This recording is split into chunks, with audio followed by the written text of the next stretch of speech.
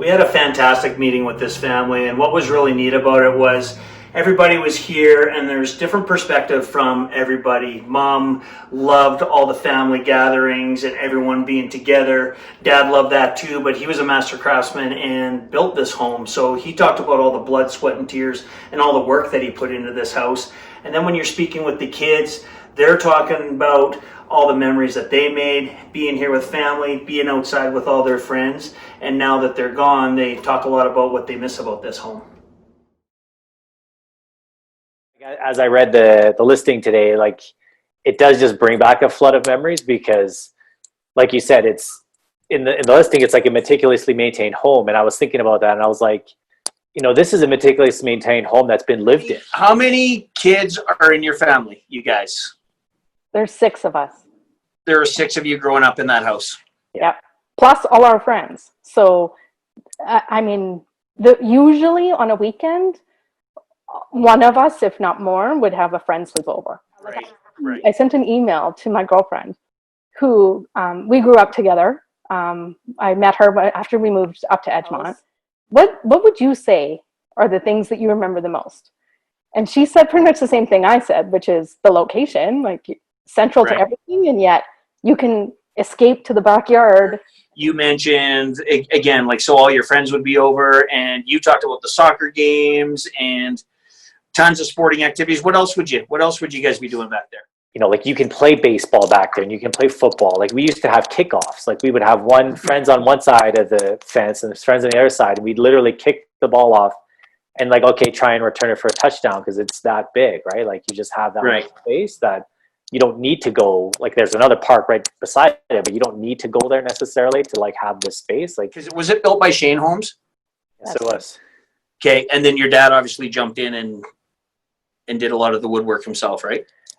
So he built basically the kitchen. It's a custom kitchen. He built a lot of the bookshelves and the cabinetry in the family room. It is actually amazing some of the detail that he put into the kitchen and just some of the cabinetry that's in the house. Like, you know, the double-sided kitchen cabinets that you can access from both sides.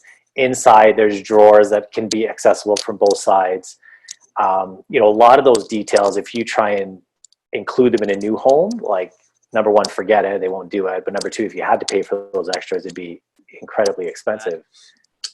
It's in amazing condition right now.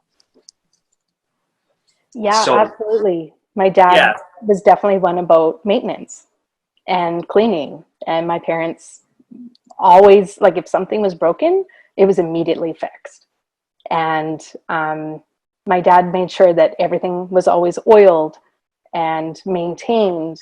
He re-steamed the kitchen cabinets every year and made sure that every hinge, everything worked and worked smoothly. And he instilled that in us as well, but he definitely took a lot of pride in that home. And a lot of that was because all the finishings he did himself.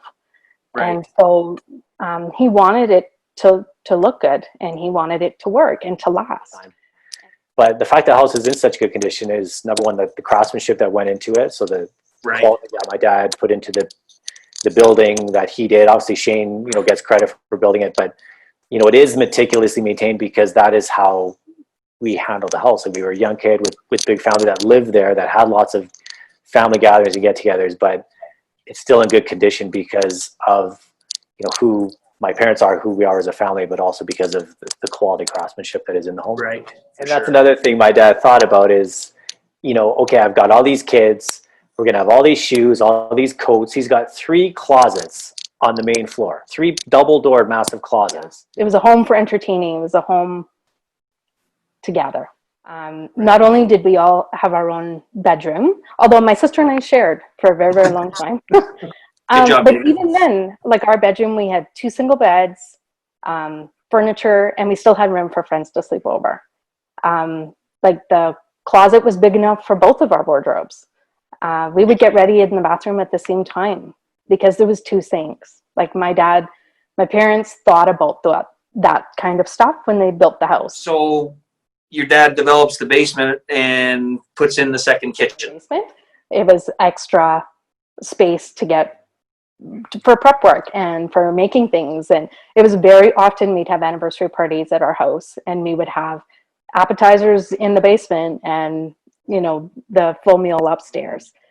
When I speak to your dad, I can see the passion, you know, in him, and he's doing it for the family. And I think his words, like, he wanted his family united all the time, but he always talked about, like David, you pointed out, like the under the island and all the different features that home had with the extra storage space and, you know, the windows in every bathroom, and just, he was so passionate about, like, his craftsmanship. Just the foresight of knowing, okay, as we're growing older and we're becoming teenagers and we need more time getting ready, we're showering more often and all those things, to have the ability to have the space to do that. And we're not all waking up at 7 o'clock in the morning already trying to get to school and being late because we couldn't have time in the bathroom. So Right. Again, it's brilliant. And again, I look back on it and think about it now, and it's like, yeah, I don't know if I would have had the foresight to think of building a house like that with that many kids and making sure that it would work and last for 30 years. Daniela, we talked about the clay tile roof. Yeah. And I think your dad usually, like, look at everyone around here has replaced the roof, and he's proud that he hasn't had to replace his roof, and you won't have to, right? It's Exactly. Yeah. So part of that is also from the Italian heritage, like there's clay tile where he comes from in Sicily. Right. But also too, he was thinking ahead. Like, he spent a lot of money on the roof. My parents knew that was a premium upgrade at the time when they built the house. But again, he was thinking ahead because he knew for the maintenance of it, and it would last and look good. It's timeless. And yeah, like, the sky's the limit with the ideas of what you could do back there, and you would still have room to play. It's very private, and you look right onto Nose Hill Park. Yeah. So when you guys got tired of being in the yard, how often did you guys go to Nose Hill? We were bike riding there all the time. Yeah, like, right.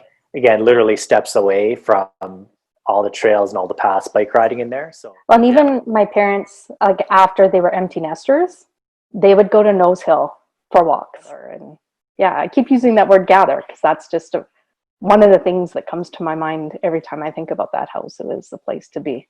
I'm sure. It is a place of memories, and it is a place to make memories. Right. And it is somewhere that is very easy to do because, especially with a family who likes being together and who wants to be together, that's the house to be. I can speak for Kelly. Thank you so much for trusting us to be a part of this. It's a special one for us, for sure. I assure you that. So we're going to work really hard for you. Awesome. Thank you so much. We really appreciate it. Listing looks great. Read it this morning and looks terrific. So I appreciate all your hard work on it.